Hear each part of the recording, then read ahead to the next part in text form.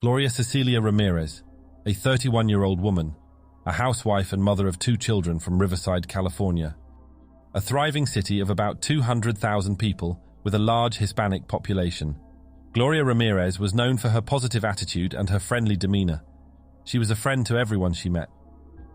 Gloria Ramirez's life changed dramatically at the beginning of 1994 when she was diagnosed with late-stage cervical cancer. The cancer had already spread throughout her body by the time it was found. This meant that her chances of survival were very slim. On February 19, 1994, at around 8:15 p.m., Gloria Ramirez was rushed to the emergency room at Riverside General Hospital. Her symptoms were alarming: a rapid heart rate and excruciating pain, but what followed was even more perplexing. As medical professionals attempted to treat her, they noticed an unusual sheen of oil on her skin and a pungent ammonia-like odor emanating from her body. What happened next set the stage for a series of bewildering events. Medications were administered, but her blood revealed a shocking sight. Strange white particles were suspended within it.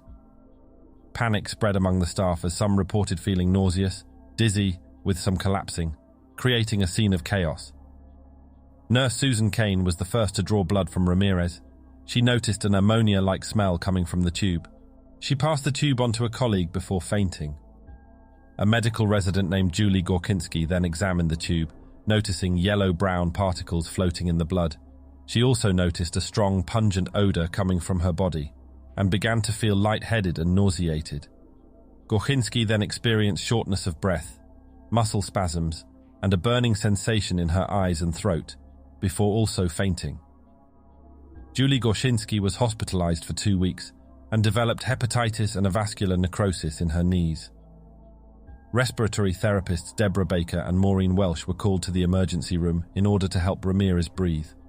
They also experienced nausea, dizziness, and shortness of breath, while Baker did not pass out, but Maureen Welsh did, making her the 3rd person to do so. It was now apparent to medical staff that they were not dealing with an ordinary patient. In response, the hospital staff called 911 and reported a hazardous materials spill.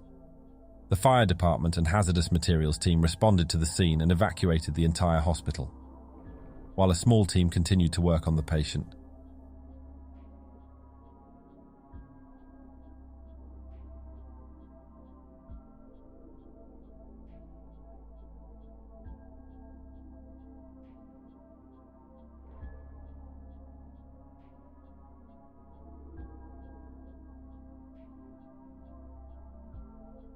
Tragically, Gloria Ramirez's condition deteriorated rapidly, leading to her cardiac arrest, and between the time 8:50 p.m. and 9:15 p.m. she was pronounced dead. The time of death is disputed. Gloria's body was then moved to an isolation ante by 2 staff members, one of which was Sally Balderas, a vocational nurse who helped to take Ramirez's body to the isolation room. She began to feel lightheaded and nauseated, and her skin began to burn. She later was hospitalized for 10 days. The events of that night had a significant impact on the lives of the medical staff who were affected, with many of them suffered long-term health problems. In the end, a total of 23 out of 37 emergency room staff were affected by Ramirez's body. At 11 p.m. that night, a hazardous materials team arrived in full hazmat suits. After searching the hospital for potential chemicals that could have been responsible, no chemicals were found. An autopsy was performed 6 days later, on February 25th, in a dedicated sealed examination chamber, but no definitive findings were established. No chemical or radioactive elements were found. All those involved in conducting the autopsy were dressed in complete hazmat gear to ensure their safety. The scientific community grappled to explain these unprecedented phenomena. Several theories arose to account for both Gloria's strange reactions and the subsequent illness of medical staff. One theory put forward by the Livermore Laboratory, that to cope with her cancer treatment, Gloria may have been self-injecting DMSO, which is an anti-inflammatory gel. DMSO can break down into dimethyl sulfate under the right conditions, which is a strong chemical that can cause damage to vital organs, as well as paralysis and convulsions, eerily similar to the symptoms suffered by the medical staff. It is possible that the DMSO in Ramirez's body reacted with chemicals in the hospital environment to form dimethyl sulfate, which then caused the worker's illness. However, this theory has been highly scrutinized by other scientists as impossible. It's also worth noting that Livermore Lab did not run any tests, with the lab admitting themselves that this explanation is merely a theory.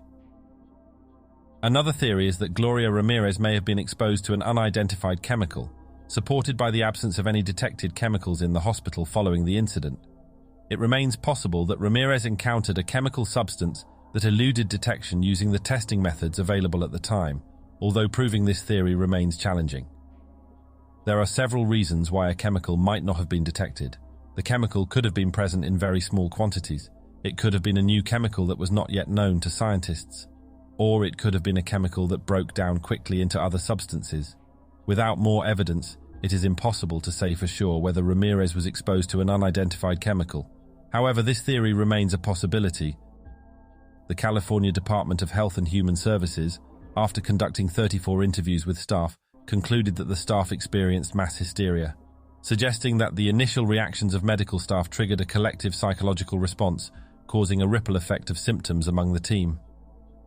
Nurse Gochinski denied that she had been affected by mass hysteria, citing her 2-week stay in intensive care as evidence. 2 months following Ramirez's passing, her badly decomposed remains were finally released for an independent autopsy and subsequent burial.